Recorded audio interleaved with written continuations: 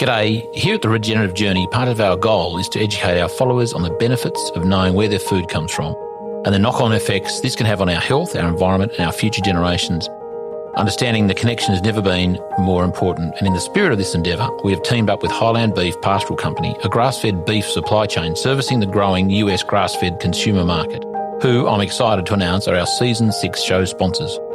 Essentially, this Australian-based business places cattle on their member graziers' properties at no expense to the farmer and provides competitive returns for every kilo of beef produced, allowing their graziers to focus on improving their businesses in a capital-free and risk-free environment. Highland Beef graziers are some of the best grass and animal managers in the country. Livestock are humanely and lovingly cared for while on their farms, and customers are guaranteed a very high-quality, regeneratively managed grass-fed and finished product with full transparency from farm to plate. If you're interested in finding out more about this program, visit hbpastoral.com.au/Charlie Arnott. People are often really detached from the natural world, and in the last, I don't know, how many decades, people seem to attach to the natural world through their food system. And, you look at that when on menus, the exacting specificity of where something's from, the variety it is, where it was grown, how it was grown. People crave that sort of connection to the natural world through food, and I think it's an extension of that. That was Jason Cotter, and you're listening to The Regenerative Journey. From wherever we are, we acknowledge the traditional custodians of country throughout Australia, recognising their continuing connection to this land, its waterways, the stars in the skies since time immemorial. We pay our respects to the elders, knowledge holders, and to all the generations of First Nations peoples who have nurtured their unceded sovereign lands for over 80,000 years and continue to do so today. G'day, I'm your host Charlie Arnott, an 8th generational Australian regenerative farmer. And in this podcast series, I'll be diving deep and exploring my guests' unique perspectives on the world so you can apply their experience and knowledge to cultivate your own transition to a more regenerative way of life.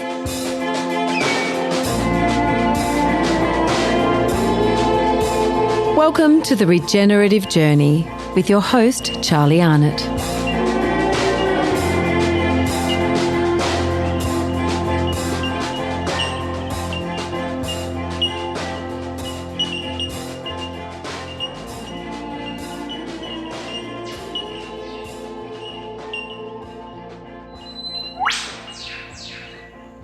G'day and welcome back to the Regenerative Journey. I find myself sitting in our loft here at Hannah overlooking our beautiful dam.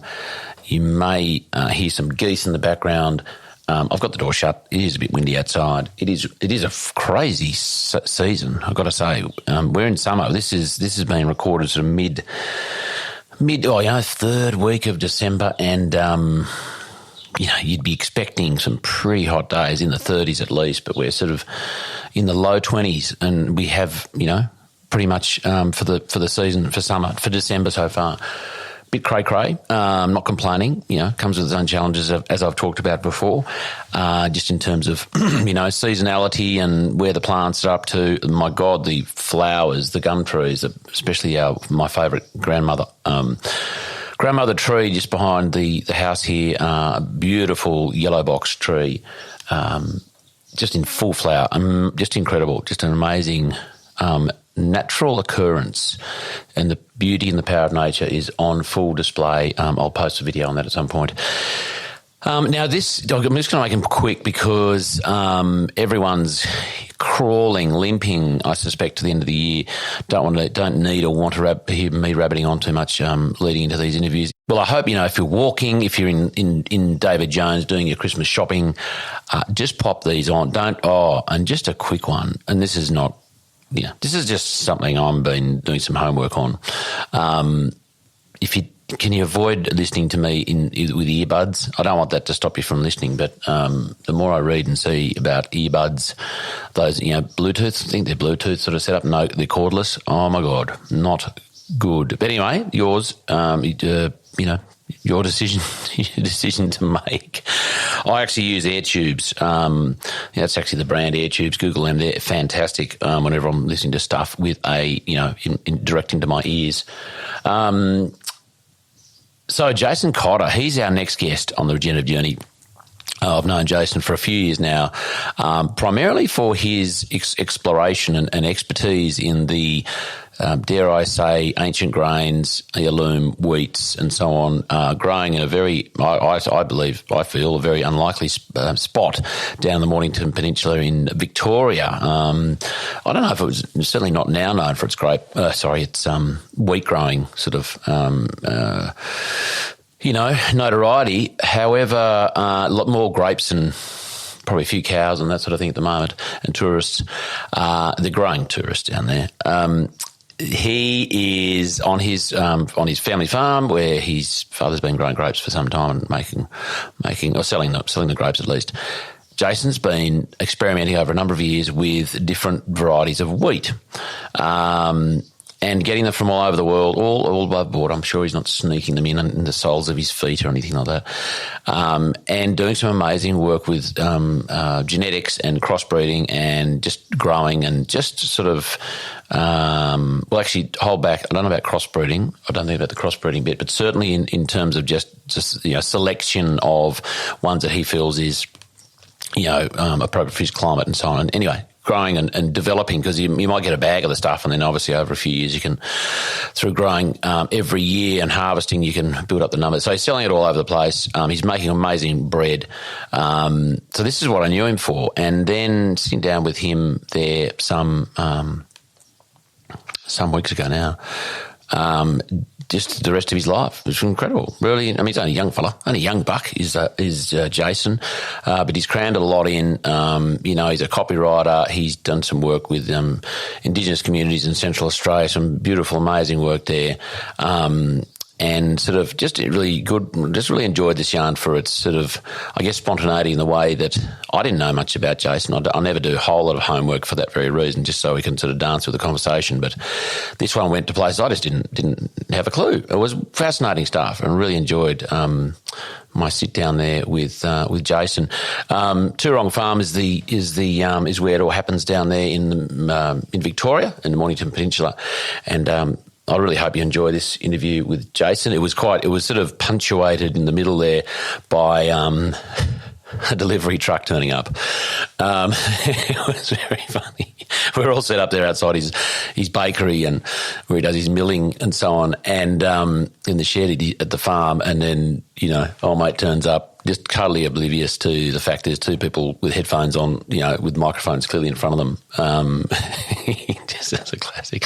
Anyway, we got through that. We did have to have a little bit of a break between dealing with that, and then we sailed on. But I'm not sure where you'll pick up that potentially seamless break, or Reece might have popped something in the middle of it. But look, I really hope you enjoy this interview on the Regenerative Journey with Jason Cotter. It just looks a bit of a rough nut, yes. Hence the hat stays on. Yes. Well, Jason, you're busted because we're away. Yeah, we're away. We're 10 seconds in. Okay. Oh, fantastic. Just don't be alarmed if I reach across to grab your microphone there. No worries. Yeah.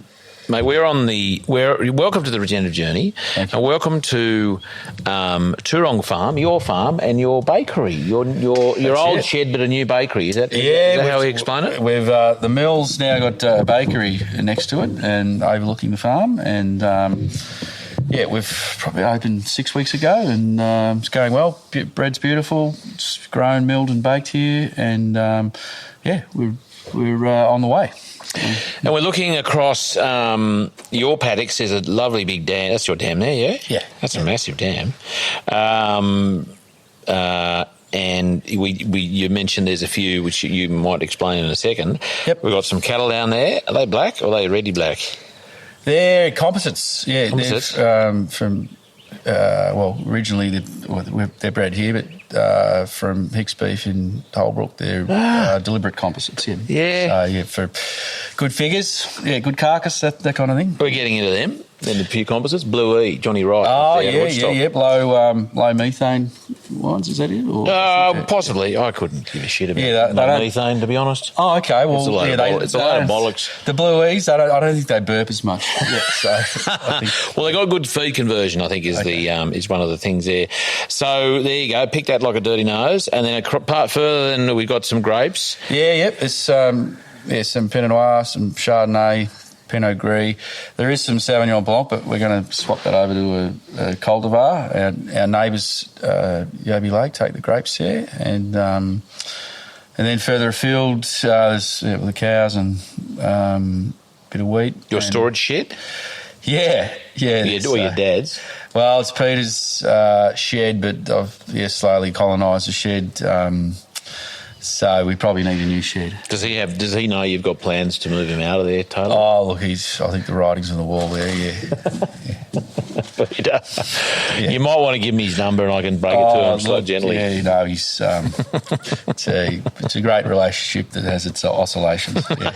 Like anything in life. Yeah. Talking about grapes, so Yaby Lake, I know that in 2000, and I'm thinking it was 16 or 17, they won the best champion wine at the Sydney Wine Show for their Pinot Noir.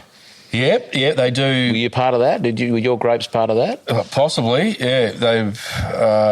We've got Pinot Noir. They've got Pinot Noir. They're renowned winemaker over there, Tom Carson. And Carso? Carson, yeah. No, but is it Carso to his mates? Oh, well, geez, I haven't quite got there yet. You haven't got that friendly? Yeah, no. We'll have to... there you go. Well, you know what he says. At some point. Yeah, Or does he call you Cotter? Oh, who knows what he calls me in privacy he's at home. But we're good neighbours, and it's been a long-standing relationship. Because they're this way, aren't they? Just to the whatever direction that is. Is that west? Yeah. No, east, sorry. East? This way? That's east. Then to the west we've got Dramana Estate. A little further over we've got Murdoch Estate. Yes. And because we are in the Mornington Peninsula. We are, yeah. It's wine country, and we just happen to be doing something a bit different than wine here. That we're growing weeds as well, and rye and a few other bits and pieces. So, not something that I started with a drawn-up business plan. I just started doing it out of interest, and it's sort of grown into something that feeds into the local grain economy or localised food systems, that kind of thing. Well, you've probably created the grain economy. We're going to get back to all of that. Yep. So here we are, set the scene, beautiful part of the world. We've just done a 2-day introduction to biodynamics workshop up the road at Uncommon Folk. Yep. On Main Creek Road, and lovely people there have sort of had us there for the 2 days. You joined us there. I'll get back to that. But why here? Why Mornington Peninsula? Why Toorong Farm? How'd you get it? My family's been on the peninsula a long time. My father's family were farmers, probably about a K from here as the crow flies over the back. Sheep and beef and dairy at some point. And my family's in the food industry since the 80s, just mainly industrial food ingredients, importing, exporting, that kind of thing. Any brands we know, or any kind of any hints at what that was? Yeah. Everything from cocoa to freeze-dried prawns to smoked mushrooms that were collected all over chimneys in South America, and coyotes pulled them all together, and my folks bought them and then sold them into China and Korea for soups and things like that. So it was sort of like a... Very entrepreneurial. Yeah, yep, definitely. I guess we're interested in the global end of food, and they sold that business in the early 90s, and as part of that bought this place, and we had beef and grapes here, and we had a winery for a while as well, and I had some interest in that, but I guess I was pursuing my own career in other paths, and I just started growing wheat as something in the background, and it soon took over. Yeah. And so let's go back, and it's a beautiful part of the world. You happy to be here? Yeah, Well, Peninsula's maybe great. not right now. You might not be happy for me to be right Yeah, there, no, but it's in terms wonderful. of living here. Yeah. Look, the Peninsula's got a lot going for it. It's less than an hour from the city. You got the beaches. It's got smaller land holdings, so there's beef and grapes are the key thing down here agriculturally, but there's also tourism and I guess that farm gate style of operation. And the benefit for us is we can tap into the populations that's here, but also into Melbourne and do something a bit different that's higher value with a shorter supply chain and that kind of thing. So being on the peninsula, we've responded to where we are rather than trying to build a commodity farm. So we're doing what works here by adding value and what have you. I'll get back to it because I want to try and keep some structure to this interview. Sorry, mate. No. It's not you. It's me not facilitating very well. And not that there needs to be a structure, but I'm just curious. Absolutely. I'm going to get back to what you've just said there about you sort of working with what you've got and where you are, which is great. Yeah. I need some little... I'll just put an asterisk on my notes and hopefully I'll remember what that asterisk actually means. Yeah. Tell me, Jason, so where do you want to start? This is about your journey, your regenerative journey somewhat. And do you want to... Day one, where was little Jason Cotter? Where did you see your first ray of sunshine? Yeah, well, I grew up... Where I grew up, you mean? Or Yeah. Yeah, in Langwarrin, actually. So 20 minutes from here, sort of between Cranbourne and Frankston. Spent a lot of my time on the peninsula. Went to school locally, what have you. Were you on a few acres or were you in an urban situation? Yeah. A few acres, I think from, I guess the time I was 10, and then I think maybe bought this place when I was 15 or 16. And never thought of that I'd be moving into agriculture. I was very interested in it, but pursued other things, and then. So your family moved here. That was your new. No, I'm the only one that's ever lived here actually. So my folks now live in Mornington, but they lived in Langwarrin for a long time. My sister's moved to Mornington as well now. But in terms of here, we fixed the house up about 8 or 9 years ago, and although I was living in it at the time, but now it's a much nicer place to live. And so I have a young family here, live here with Emma and the kids, and I guess we've made a go of it with the crops and the cattle and the accommodation and what have you. And it's an amazing place to live, really. So very fortunate. We're 10 minutes from the beach, and Was it a very lucky. when you moved here when you were young?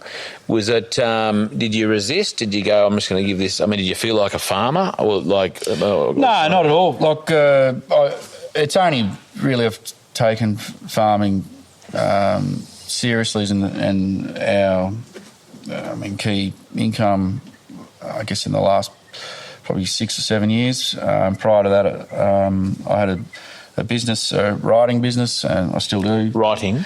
Yeah, so I've written various things over the years, but our main vein of income from there has been writing tenders for the construction industry. So there's a small team of writers now that I'm an agent for. So we work on large infrastructure projects, and that was great, and I was doing that for quite a while. But then every time I said yes to a job, I was like, I don't want to be doing this. And then I was pursuing some agricultural things in the background, and then I guess all my interest was there. So I've slowly pursued that more and more to the point where it takes all my time. So this takes all your time now. Yeah, absolutely. Yeah. So just rewinding a little. Parents bought the farm. Yeah. You weren't living here then. No, I wasn't living here then. You were living still, I in guess. town. Yeah. And Townie. we're working in town. Yeah, absolutely. came back here and... What age did you... So you finished school. What sort of kid were you at school? I pursued other... Come on, don't ignore the critical question. Pretty quiet, probably, and then got to... I went to university and cut loose, I guess, as you do. What did you do at uni?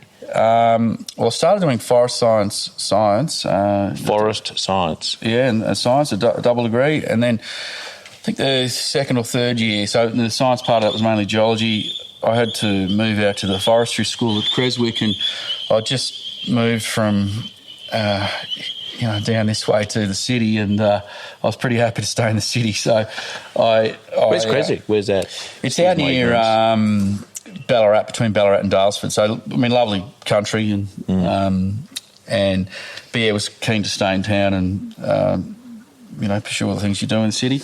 And as a young student, that's right. And so you had to go out there as part of the course. Yeah. So I ended up deferring university in my third year, and I went back and I did a creative arts degree in the end, and the mainstream of that was writing, and off the back of that I published things in the paper and various magazines and what have you. What topics? All sorts of things. So everything from ruined piano sanctuaries to ruined piano sanctuaries. Right. Yeah, to travelling through Tajikistan. So these were from your experiences, like you travelled and then wrote, and then they went. That's all right. So subsequent to that kind of, you're an early blogger. Oh, it wasn't blogging; it was broadsheet newspapers in the Saturday features. But so prior to blogging, I guess. And then, I guess, subsequent to that, I worked as a copywriter for a travel company. So I'd write a lot of things from Lonsdale Street, but I was also occasionally would travel. So I went through Central Asia and did a few things like that I'd write about before they, while they were developing trips. I'd go with someone and look at the area and work out a trip from, A to B, and I would write about that and help with the promotion, that kind of thing. And for what it sounds fantastic, but some parts of it were great. But really, around that point, I wanted to. I had a hole I needed to fill with cash, basically, so I started writing tenders for the construction industry, and it's quite a pivot, I guess, isn't it? Yeah, it is. Did you inject some creativity that hadn't been seen before in the construction industry? Yeah, no. You go, wow! Yeah, no. Look at that. Look, a lot of it. Seriously, was that like being able to do that? Was that helpful? You can't make stuff up. You can certainly embellish. Well, you can't even do that. You can interview an architect or an engineer who may not be able to get the words on the page, and then come up with something that's succinct and expresses how they're going to build something and who's going to build it and how well they're going to work together and what have you, and to come up with something that the government likes the look of, and then they award the tender to that consortium or business or what have you. So I was doing that for a while, and but yeah, ultimately it wasn't where I wanted to be.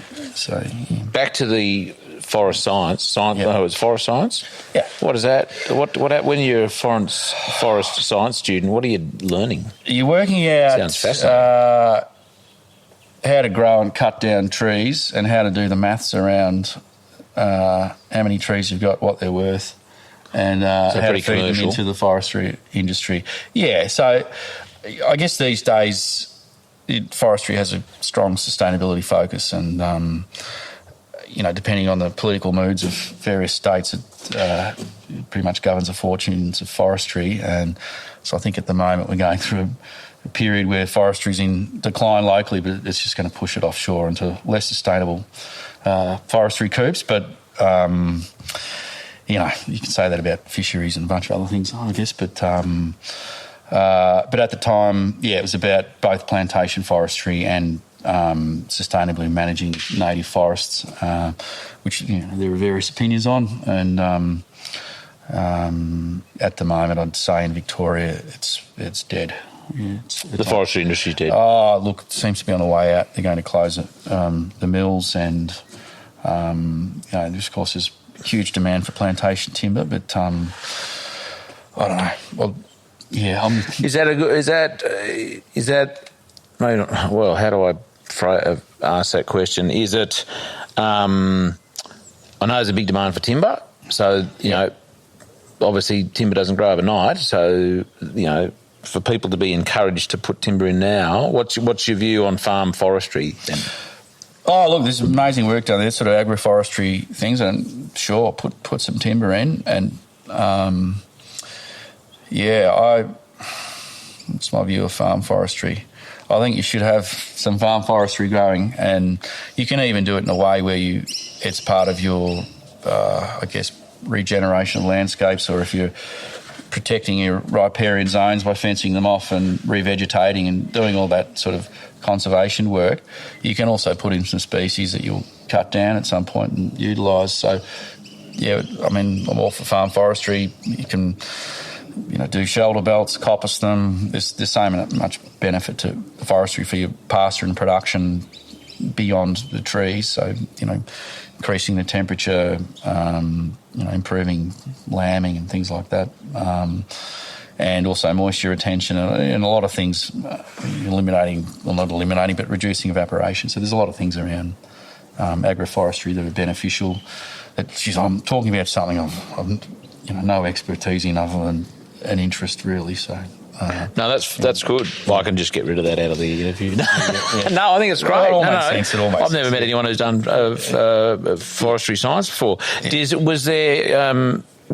think there's been a lot of, or too much, or sort of a lot of pressure on the forestry industry or the timber industry? Look, almost too much that's now pushed it to a close. Like, are we being overly cautious about? Is there a way to farm and timber or plant timber and manage and harvest sustainably where building materials are produced, landscapes not degraded and may actually be regenerated? Have we gone too far the other way now? Yeah, look, it depends who you ask. I'm asking you, mate. Yeah, if you're asking me, I'd say yes.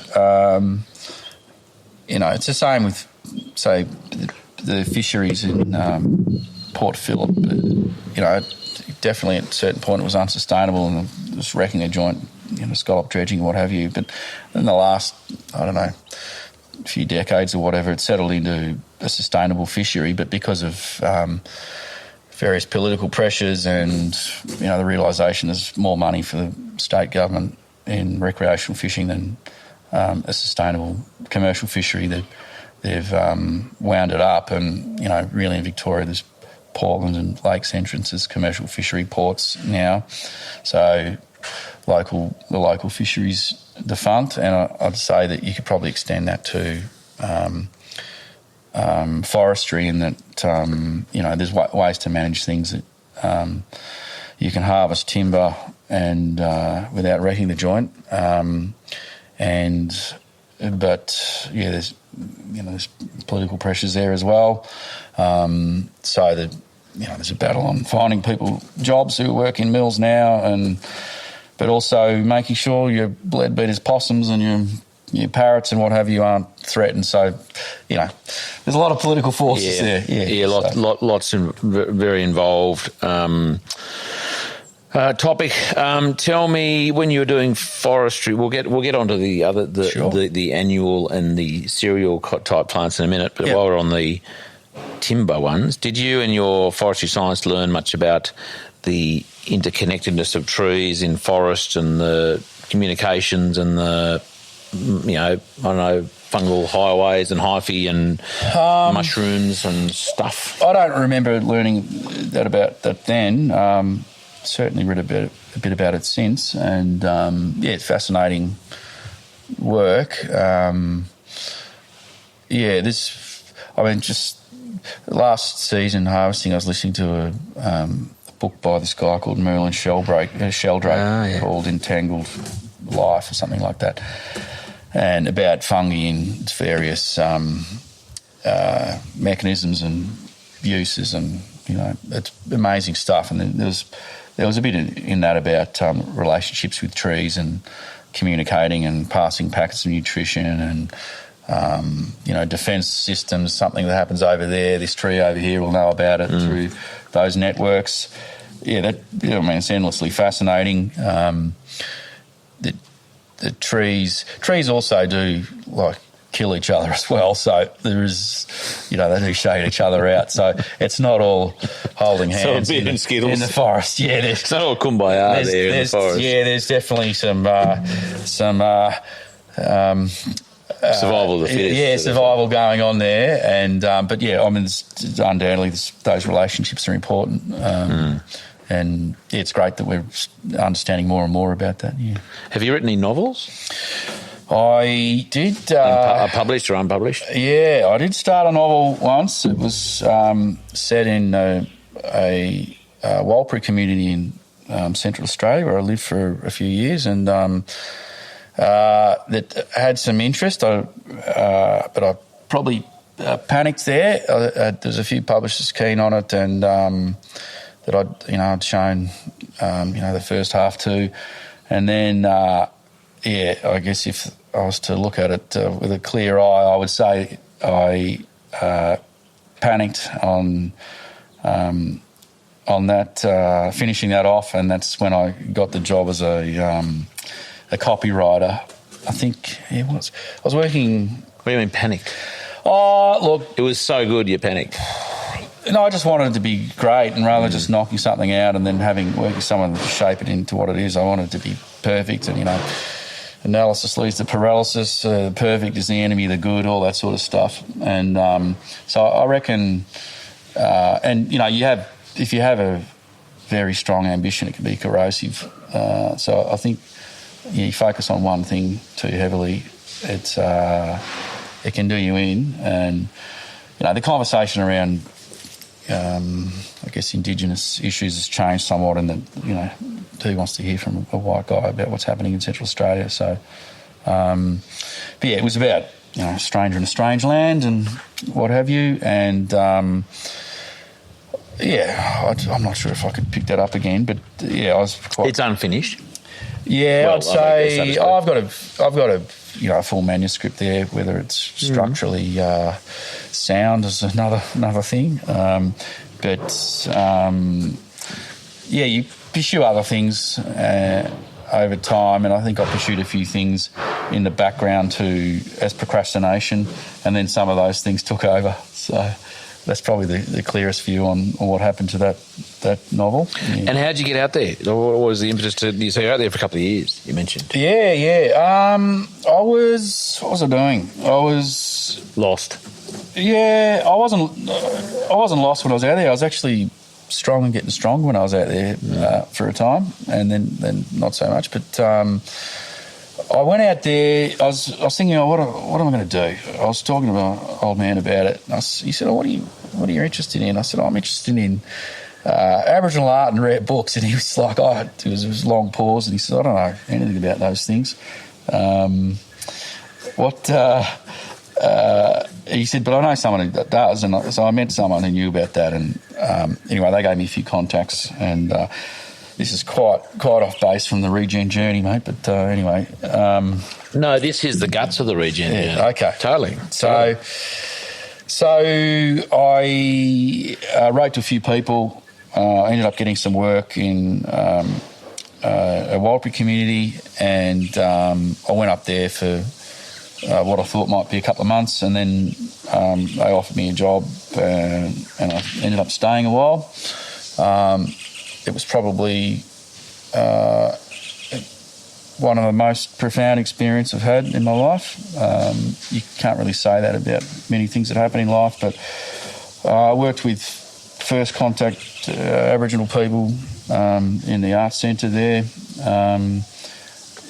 helping them produce their art and helping run the arts centre, and also just being in a place that was probably the most foreign place I've been, even though it's in my own country. I've fairly widely travelled, and I would say it is a completely foreign culture that is not foreign to this country, but was foreign to me, and foreign to your culture. Yeah, so it was, but endlessly fascinating, and anyone who spent some time in that part of the world experiences interesting things at every end of the spectrum, and I took my role in the community seriously, and so I guess it meant that I experienced some things that not everyone would have experienced, and look, it's a whole podcast, really, that chapter of my life. Yeah. What, when you say first contact, define that? You literally like the... Oh, so some of the artists there were Aboriginal men and women that had literally walked out of the bush into a mission, during a tough year, wearing a hairstring belt. That kind of first contact, wow. Completely, living in the Tanami, in Northern Territory in Western Australia.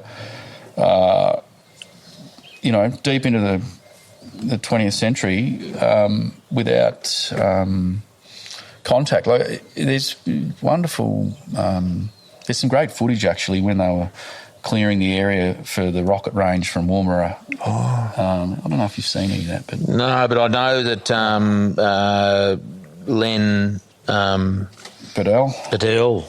Yeah. Have you heard his thing at the Shepparton? Isn't it just one of the most amazing pieces of? Well, sorry, I don't want to put words in your mouth. No, go for it. I just think it's amazing. Yeah, Len Bedell, he spoke at my school actually in the late 80s. And he had some great stories. So those kinds of people, but also just being in a Warlpiri community where English is way down the list of languages, and then sitting in a car where people actually would speak English for your benefit, and you might be the only English speaker in the car, and ahead of that they'd know Warlpiri and Laritja and Arunta and a bunch of other languages ahead of that, and then just seeing how that culture, how that transfers into, I guess, modern life, or how it doesn't, and how some things work and some things don't, and I don't know. Never the twain shall they meet, maybe. Yeah. Where was because I did a road trip up there with some boys and motorbikes and ute there some years ago. Yep. Where was a centre? Like, where was one of the sort of the major community centres there? Or geographically? Yeah, so Yuendamu, about 3.5 hours northwest of Alice on the Tanami. The other Warlpiri communities up there of note are like Nirapi. It's out of their country, but it's still a Warlpiri place, Lajamanu, and then Willara.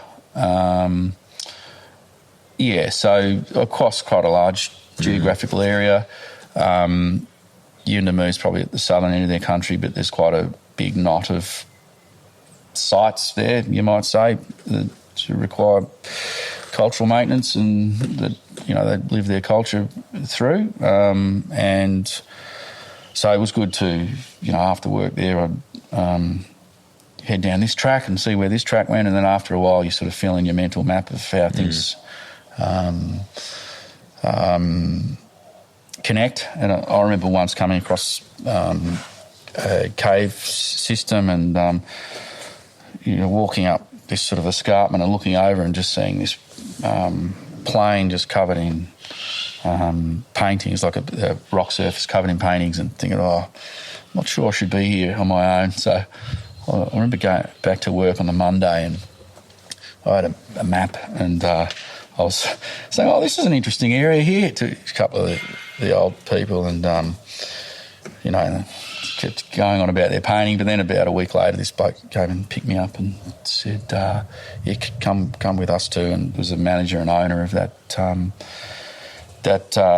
particular place. It was Whitey manages owners, or no, the local, the Warlpiri guys. Yeah, so there's of particular totems. Well, my knowledge of this has probably faded over the years, but every totem or site or whatever has someone who owns it, and then someone else who's the manager of it.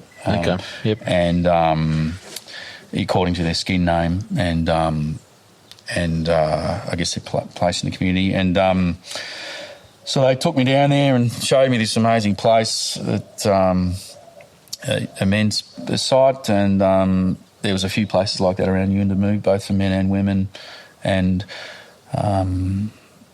just real scalp peeling stuff, really.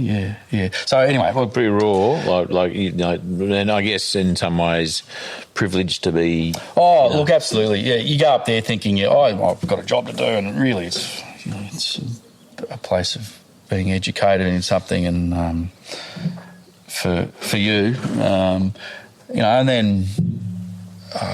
I think for me, if I'd stayed up there any longer, I remember returning to Melbourne. It was just kind of weird. It was a stronger culture shock returning to the city because I was ready for something a bit different when I went up there, and coming back, you had a different eyes on how people behave in the city and what they do, and how things operate. But then you realise you've got to play the game and to get on, really. So, yeah. Different perspective. Yep. Did any the individuals or groups who walked in out of the desert to the camps that at some point walk back out again? I'm not sure. I definitely know that there were what would you say, people's own personal camps on their own country. So they might be in Yuendamu, but they'd also go and stay out on their own country. Occasionally I come across 2 or 3 families. They have their Land Cruisers and what have you, but just set up in the middle of nowhere, riverbed or whatever. But in terms of returning to their older ways, there's, I guess, if your life's about necessity, if your life's a bit easier than being in one location, you're hardly going to return to doing it tough in the bush. Yeah, so all this stuff I probably shouldn't be talking about because it hasn't been on my mind for a long time, and I don't have as clear thoughts on it. Oh, mate. Well, look, it's as clear as it needs to be, and it doesn't. It's not about it's as you remember, and it's amazing, and I'm glad that we kind of stumbled into that. Yeah. Thank you for sharing. I guess. It was important for me to have spent time out there, and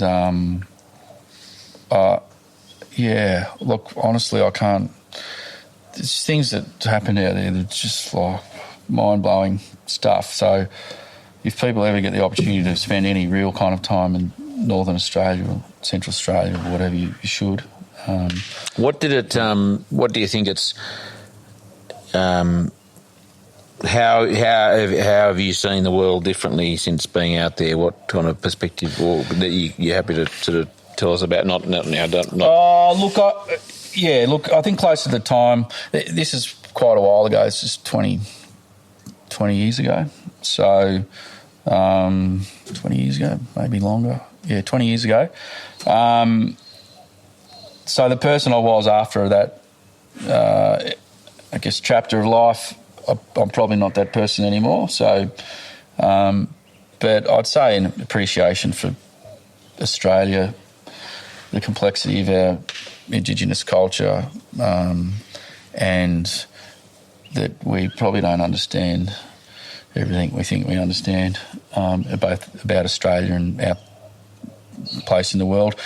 If we drift down that path, yeah. So, but did you go back? Oh, yeah, absolutely. Yeah, I've been back a few times. Sometimes I think about having a northern chapter again with the kids and with Emma, maybe coastal north or something like that. That'd be a pretty amazing experience, for a couple of years. But at the moment, it's not on the radar. Because Bruce Pascoe in his book Dark Emu has got a map of Australia and where the cereal grains were, as I understand, cultivated. across a lot of Australia, and I'm sure up there was some, as far as he's concerned, and has researched some, dare I say, cultivation or propagation of cereal crops up there. Did you have a hint of that up there when you were there? No, there's no agriculture per se in that part of the world that I'm aware of, other than what was in. That part of it was tons of agriculture, like there was, beef and that kind of thing. Whitey agriculture, yeah. But in terms of, I don't think the Warlpiri generally aligned with that worldview. Yeah, and their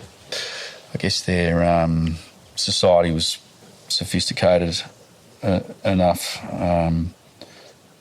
as a hunter-gatherer society with some permanent settlement for agriculture not to be a part of. I look at native millet, things like that. I think maybe that seems like a reasonable assumption that was a crop at some point. But in that part of the world, the harvesting that I saw up there was for pitchery, the sort of narcotic, similar to chewing tobacco. Yeah.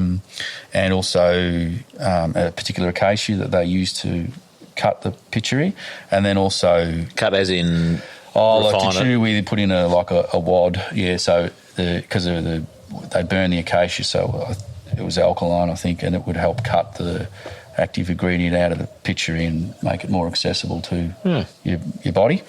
What else did they have up there? They did collect a lot of native seeds and things like that. There was native fruits and, the bush tomatoes and bush bananas and, it's hard to remember the actual names, like your parley. And, it's reaching into the deep past. You've done well.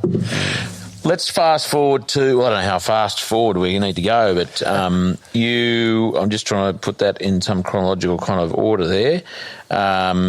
You said that was just before you came back copyrighted in the construction industry. I was up there. And then, returned to Melbourne, was writing in, professional settings rather than creative settings, doing technical writing and what have you, rather than journalism or some other creative pursuits. Although recently I've written a couple of things for Wonderground Press, which is Underground Press. Wonderground Press, which is the hard copy of what was formerly the Plant Hunter, the online thing that Georgina Reid does out of Sydney. And she still does that though. She does, yeah. So the most recent issue of that, I've written about Vavilov, who was a Russian seed collector who first described the centres of origin, so where plants were first domesticated and spread across the earth. Wow. And he had this sort of... That's cool. He collected all sorts of things from wheat to potatoes to rhizobia across the globe, and established the Vavilov, what's now the Vavilov Institute, a huge seed bank in St. Petersburg. I guess the interesting story off the back of that is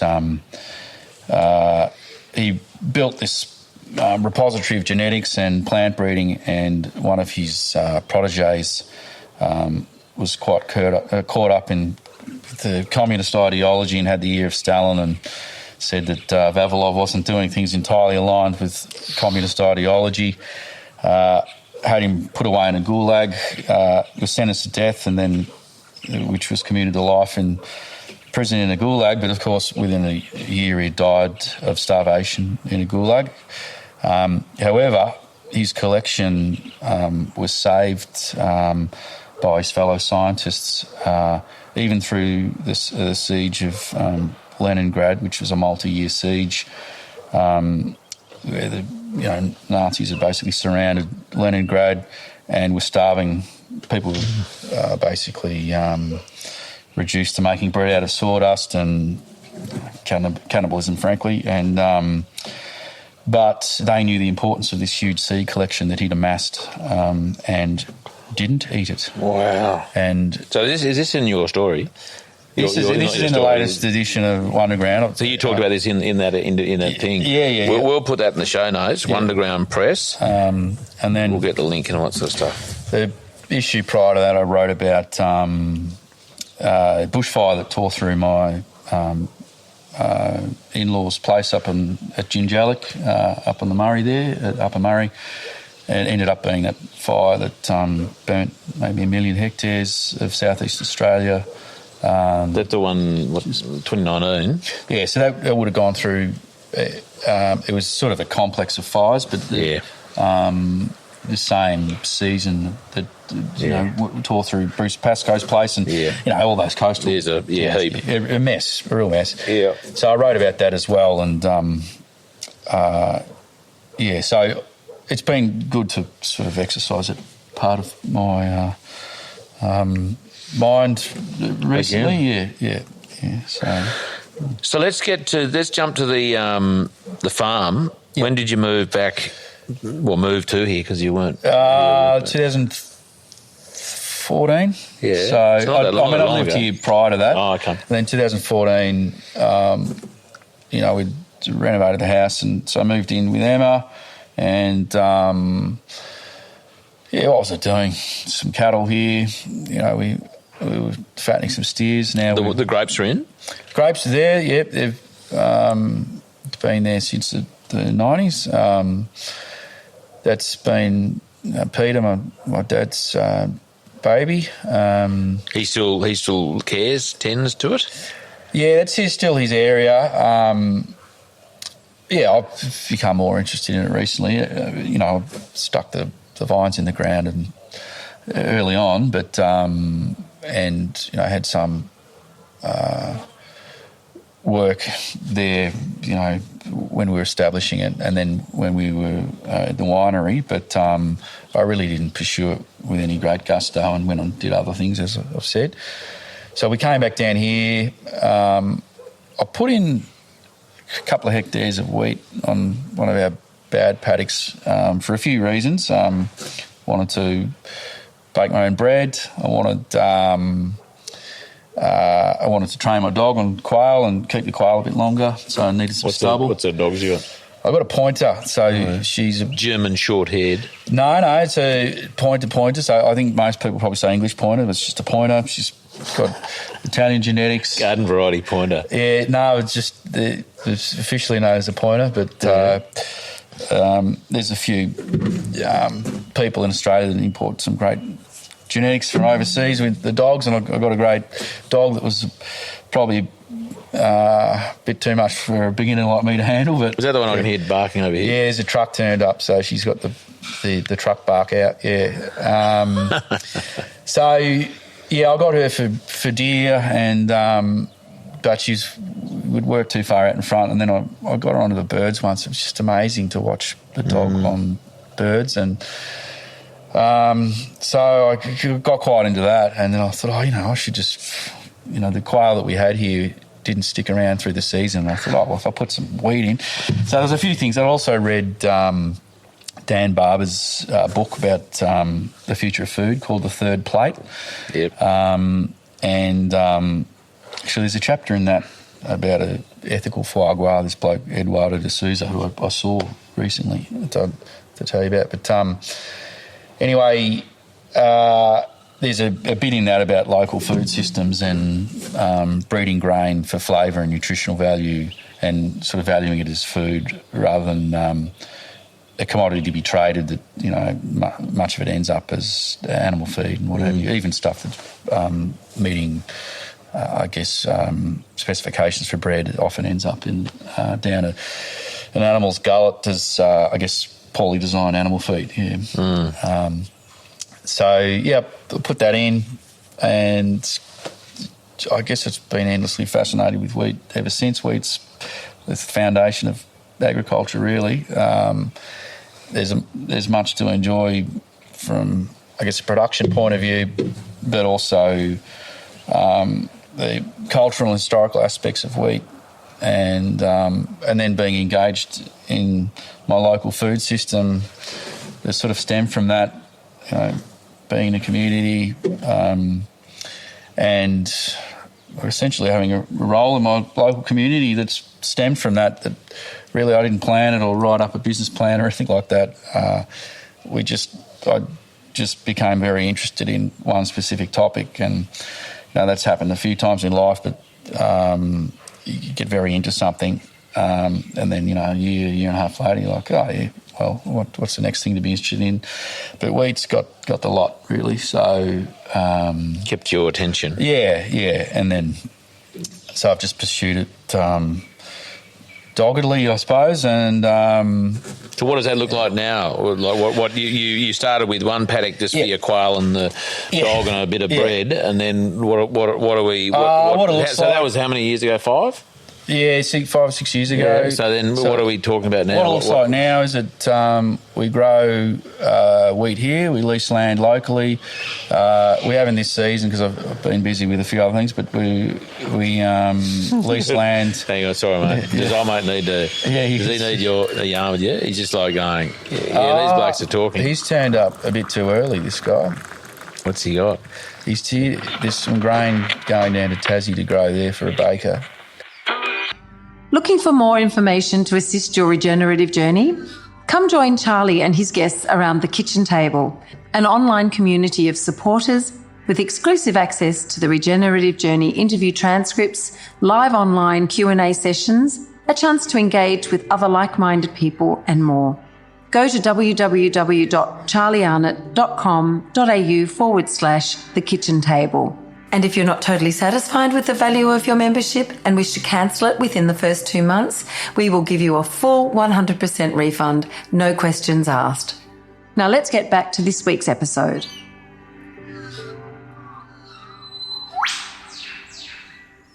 Okay, we're back on. All right. We've dealt with the courier, who's a little early. He's a little early, but we got some grain going down to Tassie to grow. Around Nile there, and it's headed to a bakery in Hobart. Cool. Yeah. For baking, like for not to be sow, not for someone to sow. They're actually going to turn bread. No, we're going to sow it and get a couple of silos worth, and then it's to feed into a really beautiful bakery down there. Cool. Called Pigeonhole Bakers, who have and to work with a miller down there as well. I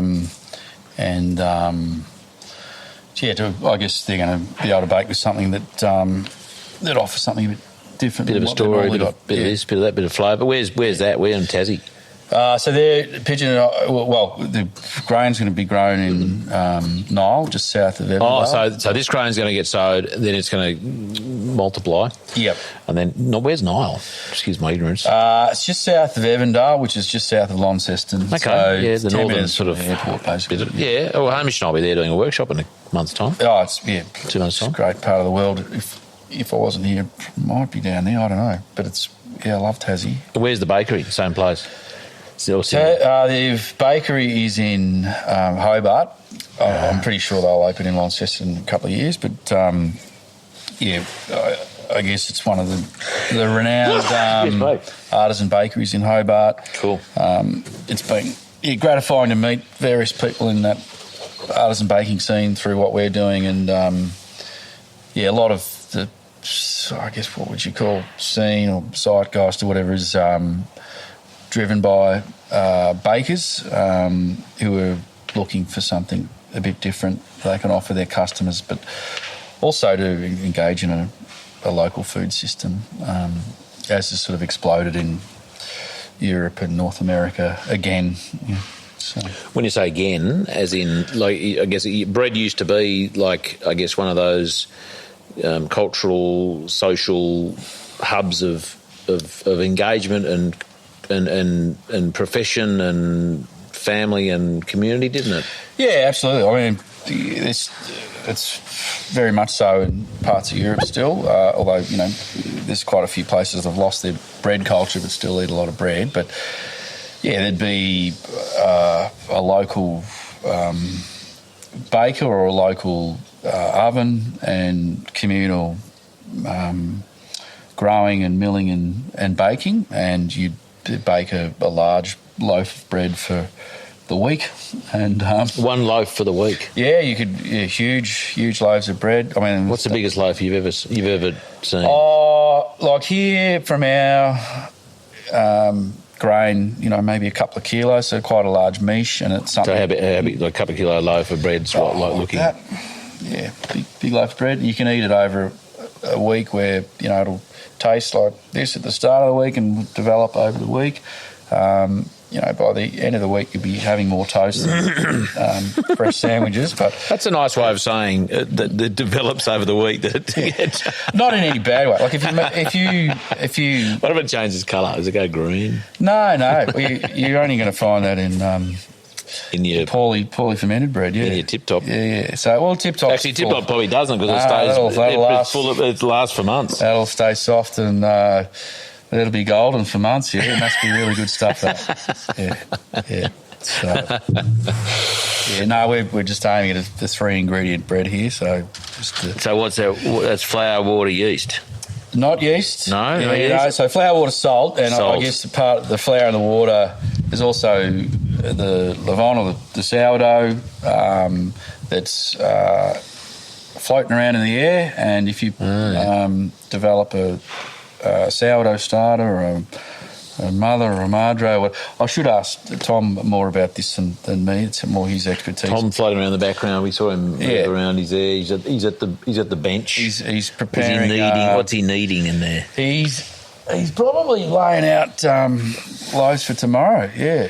They're resting on the bench, and then he'll put them in the fridge overnight for a long ferment, and then they'll go in the oven in the morning, and then people can pick up the bread in the morning. So you're open, give it a plug, Thursday, Friday, Saturday? Yeah, Thursday to Sunday from 8 p.m. So people literally drive up here? Till we're sold out. Yeah, you can drive up here. Park? We've got various outlets on the peninsula. So I guess Torello Farm, Tully's, Cellar and Pantry, and also other restaurants and people coming on board. Do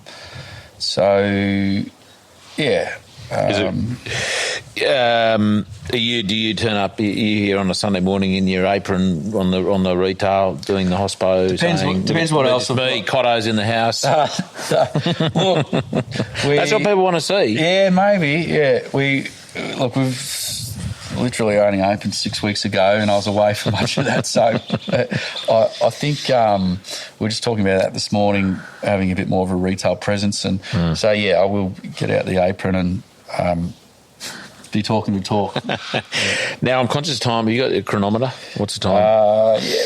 Because I just want to make sure we're squeezing a couple before. We might have to do our Q&A later at 12:17. Mate, if we another 20 minutes. Yeah, cool. Okay, lovely. That should be plenty. Tell me, so ancient grains, define an ancient grain, because there's lots of talk of ancient grains, and as you're sort of alluding to before, there's a resurgence in baking, which I think is wonderful, and heirloom ancient grains. What's the difference from, say, modern-day wheat varieties? So when I think of ancient grains, I think of grains that are from an unimproved era that aren't really common wheat. So things like spelt, emmer, einkorn, probably spelt less so, but emmer, einkorn, maybe things like corazon, and then the other sort of genetic oddities in the triticum family of grasses that haven't been improved at all. That's what I would term ancient grains.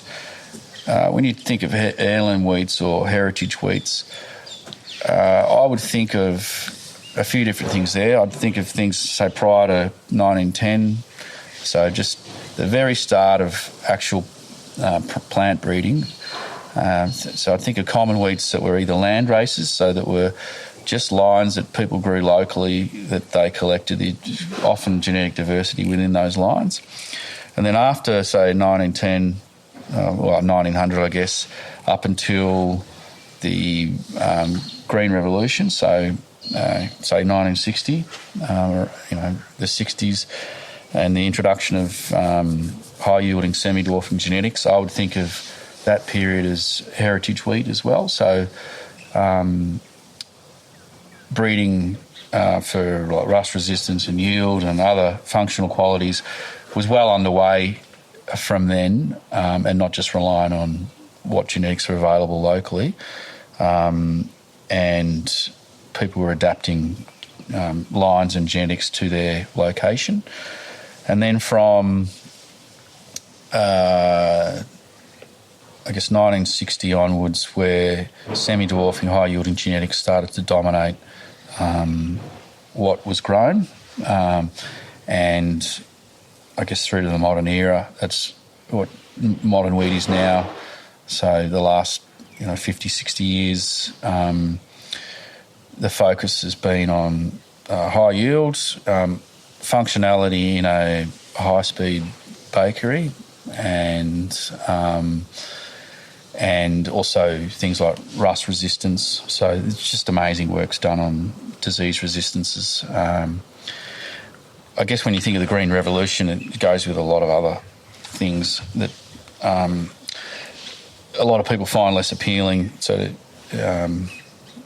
but like what? Well, if you think of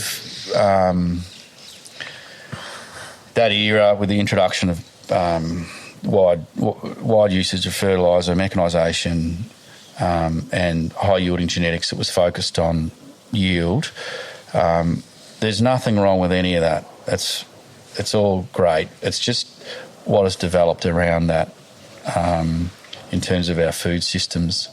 So rather than sort of dig too hard down that rabbit hole, I guess I'd rather talk about the mindset of what we're producing being a commodity that's traded, that hits certain quality benchmarks, but not kind of really considering that it's food that people eat. And if you're hitting, the three key marks in plant breeding for wheat breeding of yield, disease resistance, and functionality, according to end use, you got to hit all those things. But perhaps we can also hit things like nutritional value, ease of digestion, flavour even, and also suitability for a low input system or earlier sowing, or there's a bunch of things. And I honestly think that we're going through a great resurgence in diversifying genetics and people's approach to plant breeding and what people are after. And I'm kind of optimistic about this part of agriculture generally. But in terms of our collection of wheat here, we've collected a variety of wheats over the last 5 years, both from gene banks and other collections globally. We've imported lots of different things through quarantine that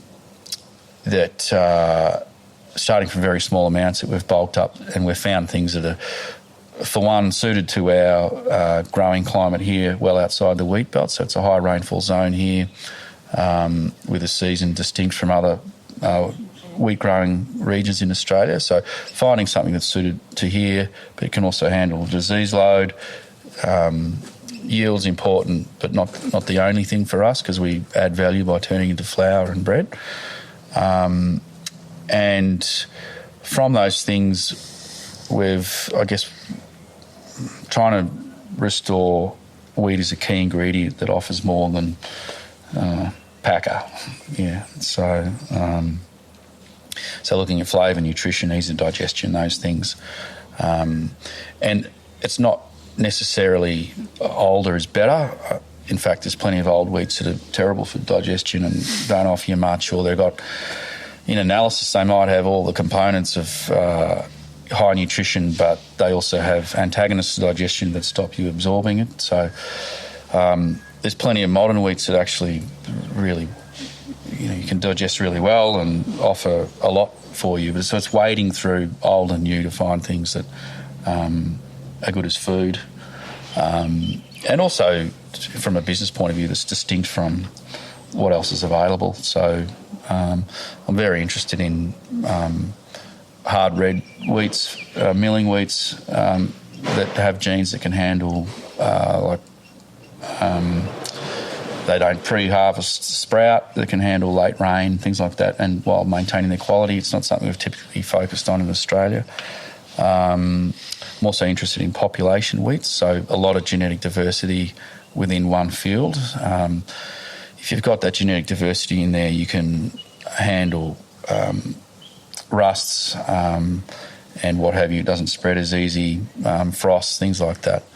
And if you've got that diversity in there, you end up with, stable yield across the years, rather than sort of a boom and bust cycle. You end up doing quite well every year instead of,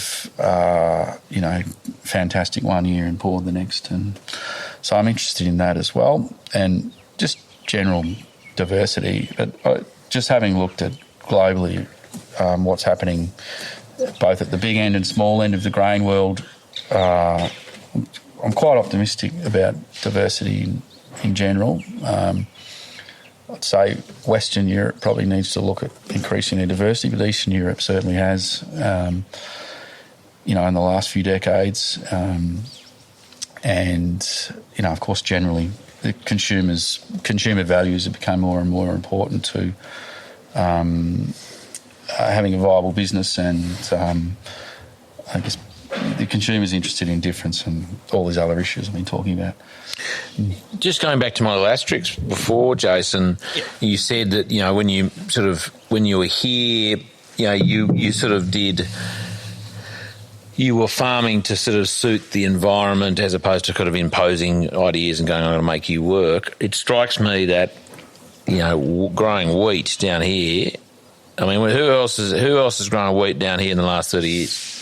In the last few years, a few people. No, the last 30. Like before you went, I need wheat from a quail and a couple of bits of sourdough. I'm not sure. If people had grown wheat, it wasn't taken to harvest. It would have been just for fodder. Well, I guess that's my point. So you thought that was a good idea, and it clearly has been a good idea. Yeah. But that was kind of not looking at the canvas and going, oh, this is what other people are doing. This is suitable. This is normal. In Mornington, I'm going to go and do it. Yeah. It's quite a departure from that. It is. You and your dog. We blame the dog. Yeah, we can blame the dog. Yeah. Look, I think it's just a moment in time where it was possible. The smaller land holdings down here, the value of land is crazy down here, like just phenomenal. So if you drew up a business plan, you wouldn't do it. But there's this sort of... from a return on investment point of view. Yeah, well, no, I mean, clearly we're getting return on investment now, but I think it's just because people became interested in localised food systems, and there was also a resurgent interest in bakers, millers, farmers, breeders, consumers, all having direct relationships. So it's a movement that's been happening globally, and I just happened to grow wheat as that was happening, and then there was people who were interested in engaging directly with us, whether they were bakers or otherwise, in sourcing a local ingredient that was identity preserved, and they knew where it was from, they could see how it was grown, and also just generally have a relationship with produce before it got to their bakery. So, it seemed people are not largely, but often really detached from the natural world. And in the last, I don't know, how many decades, people seem to attach to the natural world through their food system. And, you look at that on menus, the exacting specificity of where something's from, the variety it is, where it was grown, how it was grown. People crave that sort of connection to the natural world through food, and I think it's an extension of that. And then also looking at supply chains, there's just a huge interest in having local supply of something, whether that's wheat or honey or what have you. If people can connect with, provenance in some way, it's important if you live in that local area. to feel connected to the place you're in. But it generally also offers something else that's, you can't generally find it in a supermarket with flour that comes from wherever, that's a mix of this and that, and, it was milled 2,000 kilometres away and, has no life left in it because it's old or what have you. So I guess a specific example of that was during the first year of the pandemic. There was a few months there where it was hard to find flour on supermarket shelves. So we were just going gangbusters. Like, people sought us out, not because they wanted to engage with the local food system, but because they couldn't find flour anywhere else. And it just proved to me that it's necessary to have sort of multi-levels of supply, whether that's local or domestic or international. You've got to have all those things humming to have any sense of food security. So I guess our business has grown from just having done something at the right time through serendipity or what have you. Yeah. So. But I guess, you did do that because you didn't have to do that. I mean, it might have been just a sort of a fickle moment to go whack some wheat in and with my dog and my bread. But, yeah, I know. To have pursued that though, and before that actually, that surge, that movement, because, you were probably 3 years in front of the curve there. Yeah. So that's, look, it's all right to pump your own tyres up a bit, mate. I think for me, I'm not the greatest farmer in the world. The production side of it is quite time-consuming, but very engaging as well. It's just multifaceted. But I just got very interested in diversity of genetics, and that has probably kept me going and exploring different threads. And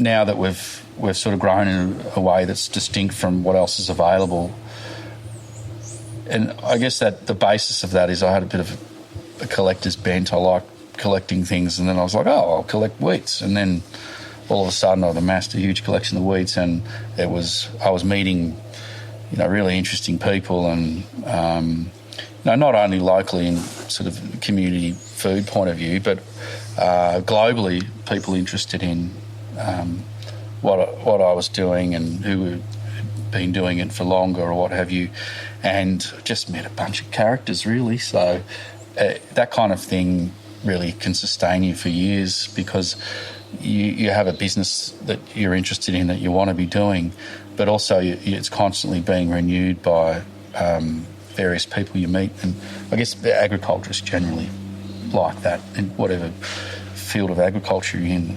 It's there's endless innovations or directions or people you can meet that means it's constantly inspiring, and that draws you on. Yeah. So.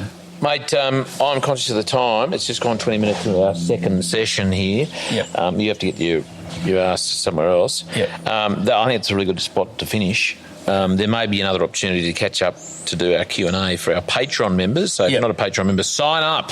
Yep. Get on board, charliearnott.com.au. $10 a month, you get transcripts, you get Q&As. I had a brainwave this morning about something else we're going to do for the Patreon members, which should excite them no end. So by the time this comes out in the world, that'll be a thing. So we'll catch up another time. And mate, that's been fascinating. I love it. I mean, I love that, coming here on your farm, talking, I knew you were going to talk about wheats and so on, given that's the obvious thing we're going to talk about, but we went other places, which is awesome. And that's what I love about, people and yarning and conversations and exploring and dancing with the conversation, which I think we did. Yeah, absolutely. You're a good dancer, mate. Oh, yeah, there was a lot to talk about there. We probably could have carried on. Yeah, we could have. That's fine. No, look, we'll catch up another time. We do have a monthly webinar for our Patreon members that I'll definitely be getting back in touch with you about being on another time, in a month. In not next month, but in one of our monthly ones. And mate, you get going. Been lovely to chat. It has. Thanks so Jason. much for having me on, and the last couple of days as well. Enjoyed it. Yeah. Oh, we didn't even talk about the biodynamic workshop, mate. We didn't. Jesus, anyway, we're going to keep a close eye on you and your activities here. Hamish will at least. Okay. The spirit of Hamish will be lurking around every corner. I'll give it a crack, and I'll let you know the results. So, yeah. Good on you, mate. All right. And next week on The Regenerative Journey, my guests are Dave and Bianca from Our Cow, starting from very humble beginnings on their own little farm and dealing with some trying circumstances, drought and so on, financial pressure. They did a complete pivot and looked at different ways of utilising their skills and doing a fine job, and now have running the proprietors, the founders of Our Cow, amazing grass-fed meat, was beef, and they're turning their hand to other meats as well. It's a big operation. They've done so well. Really proud of these two young couple, and they're on next week, Regenerative Journey.